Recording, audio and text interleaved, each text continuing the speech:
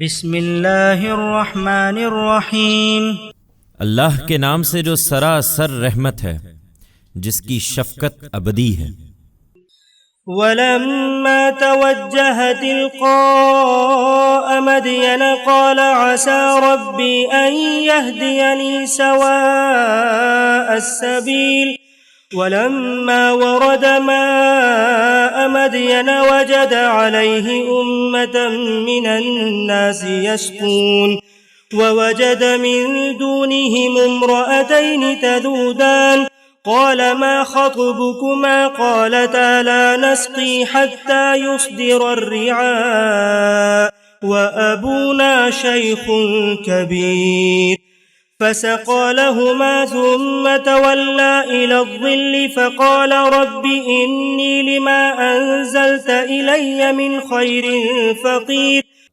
مصر سے نکل کر جب موسیٰ نے بالآخر مدین کا رخ کیا تو اپنے دل میں کہا، امید ہے کہ میرا رب مجھے سیدھی راہ دکھائے گا۔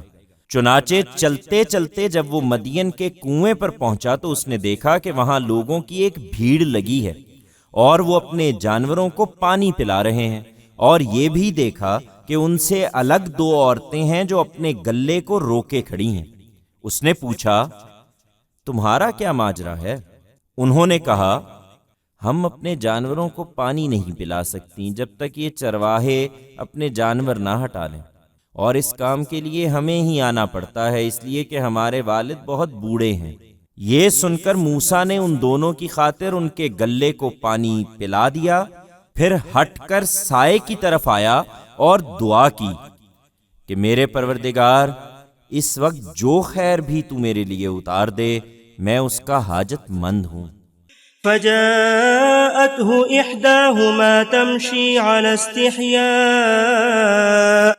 قالت إن أبي يدعوك ليجزيك أجر ما سقيت لنا فلما جاءه وقص عليه القصص قال لا تخف نجوت من القوم الظالمين۔ پھر زیادہ دیر نہیں گزری کہ ان میں سے ایک شرماتی ہوئی اس کے پاس چل کر آئی اور کہنے لگی، میرے والد آپ کو بلا رہے ہیں تاکہ ہماری خاطر آپ نے جو پانی پلایا ہے اس کا صلہ آپ کو دیں۔ موسیٰ چل پڑا، پھر جب اس کے والد کے پاس پہنچا اور اپنا سارا قصہ اسے سنایا تو اس نے تسلی دی کہ اب اندیشہ نہ کرو، تم ظالم لوگوں سے بچ نکلے ہو۔ قالت إحداهما يا أبت استأجره إن خير من استأجرت القوي الأمين۔ ان عورتوں میں سے ایک نے یہ سب دیکھا تو ایک موقع پر اپنے باپ سے کہا، ابا جان اسے ملازم رکھ لیجئے، اس لیے کہ بہترین آدمی جسے آپ ملازم رکھیں وہی ہو سکتا ہے جو قوی اور امانت دار ہو۔ قال إني أريد أن أنكحك إحدى ابنتي هاتين على أن تأجرني 8 حجج فإن أتممت 10 فمن عندك وما أريد أن أشق عليك ستجدني إن شاء الله من الصالحين۔ قال ذلك بيني وبينك أيما الأجلين قضيت فلا عدوان علي والله على ما نقول وكيل۔ اس کے باپ نے موسیٰ سے کہا، میں چاہتا ہوں کہ اپنی ان 2 بیٹیوں میں سے ایک کا نکاح تمہارے ساتھ کر دوں، بشرطے کہ تم 8 سال میری ملازمت کرو، پھر اگر 10 سال ہی پورے کر دو تو یہ تمہاری مرضی ہے، میں تم پر کوئی مشقت نہیں ڈالنا چاہتا، خدا نے چاہا تو آگے تم مجھے ایک بھلا آدمی پاؤ گے۔ موسیٰ نے کہا، ٹھیک ہے، یہ بات میرے اور آپ کے درمیان طے ہو گئی، میں ان دونوں میں سے جو مدت بھی پوری کر دوں اس کے بعد مجھ پر کوئی جبر نہیں ہے، اور جو قول و قرار ہم کر رہے ہیں اس پر اللہ گواہ ہے۔ فلما قضى موسى الأجل وسار بأهله آنس من جانب الطور نارا قال لأهلهم كثوا إني آنست نارا لعلي آتيكم منها بخبر لعلی آتیکم منها بخبر او جذوة من النار لعلکم تصطلون۔ پھر جب موسیٰ نے مدت پوری کر دی اور اپنے اہل و عیال کو لے کر وہاں سے روانہ ہوا تو طور کی جانب سے اسے ایک آگ سی دکھائی دی۔ اس نے اپنے گھر والوں سے کہا، مجھے آگ دکھائی دی ہے، تم لوگ ذرا ٹھہرو کہ وہاں سے میں تمہارے پاس رستے کی کوئی خبر یا آگ کا کوئی انگارہ ہی لے آؤں تاکہ اس سردی میں تم اسے تاپ سکو۔ فلما أتاها نودي من شاطئ الوادي الأيمن في البقعة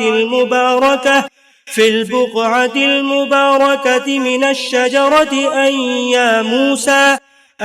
يا موسى إني أنا الله رب العالمين وأن ألق عصاك فلما رآها تهتز كأنها جان ولا مدبرا ولم يعقب يا موسى أقبل ولا تخف إنك من الآمنين اسلك يدك في جيبك تخرج بيضاء من غير سوء واضمم إليك جناحك من الرهب فذلك برهانان من ربك إلى فرعون وملئه إنهم كانوا قوما فاسقين۔ پھر جب موسیٰ وہاں پہنچا تو وادی ایمن کے کنارے سے اس مبارک خطے میں اس کو درخت سے آواز آئی کہ اے موسیٰ، میں ہوں اللہ جہانوں کا پروردگار، اور یہ بھی کہ اپنی لاٹھی زمین پر ڈال دو۔ پھر جب موسیٰ نے دیکھا کہ لاٹھی بل کھا رہی ہے گویا کہ سانپ ہے تو پیٹ پھیر کر بھاگا اور اس نے مڑ کر بھی نہیں دیکھا۔ فرمایا، موسیٰ آگے آؤ اور ڈرو نہیں، تم بالکل مامون ہو۔ اپنا ہاتھ ذرا اپنے گریبان میں ڈالو، وہ بغیر کسی مرض کے سفید چمکتا ہوا نکلے گا، اور اس کے لیے اپنا بازو اپنی طرف سکیڑ لو جس طرح خوف سے سکیڑتے ہیں۔ سو تیرے پروردگار کی طرف سے فرعون اور اس کے درباریوں کے پاس جانے کے لیے یہ دو نشانیاں ہیں۔ حقیقت یہ ہے کہ وہ بڑے نافرمان لوگ ہیں۔ قال رب إني قتلت منهم نفسا فأخاف أن يقتلون وأخي هارون هو أفصح مني لسانا فأرسله معي يرد أن يصدقني إني أخاف أن يكذبون قال سنشد عضدك بأخيك ونجعل لكما سلطانا فلا يصلون إليكما بآياتنا أنتما ومن اتبعكما الغالبون۔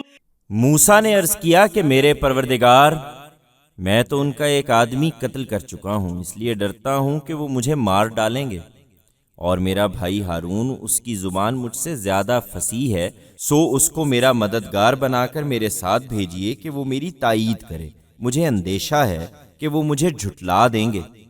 فرمایا، ہم تمہارے بھائی کو تمہارے لیے قوت بازو بنائیں گے اور تم دونوں کو ایسا دبدبا عطا کریں گے کہ وہ تم تک پہنچ نہ سکیں گے۔ ہماری نشانیوں کے ساتھ جاؤ، تم دونوں اور جو تمہاری پیروی کریں گے وہی غالب رہیں گے۔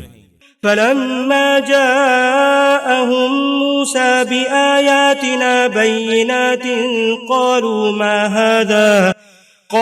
ما هذا إلا سحر مفترى وما سمعنا بهذا في آبائنا الأولين۔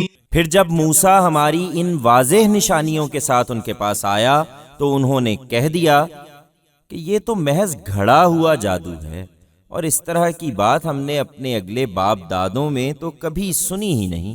وقال موسى ربي أعلم بمن جاء بالهدى من عنده ومن تكون له عاقبة الدار إنه لا يفلح الظالمون۔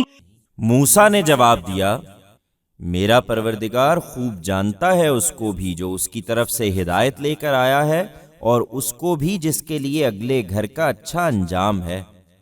اس کے منکرین اپنی جانوں پر ظلم ڈھانے والے ہیں، اور حق یہ ہے کہ اس طرح کے ظالم کبھی فلاح نہ پائیں گے۔ وقال فرعون يا أيها الملأ ما علمت لكم من إله غيري فأوقد لي يا هامان على الطين فاجعل لي صرحا لعلي أطلع إلى إله موسى وإني لأظنه من الكاذبين۔ فرعون نے کہا، دربار کے لوگوں، میں تو اپنے سوا تمہارے لیے کسی اور معبود سے واقف نہیں ہوں۔ اچھا تو اے حامان، تم میرے لیے مٹی کی اینٹوں کا پزاوہ لگواؤ اور ایک اونچا محل میرے لیے بنواؤ تاکہ موسیٰ کے خدا کو میں آسمان میں جھانک کر دیکھوں، اور میں تو اسے ایک جھوٹا آدمی سمجھتا ہوں۔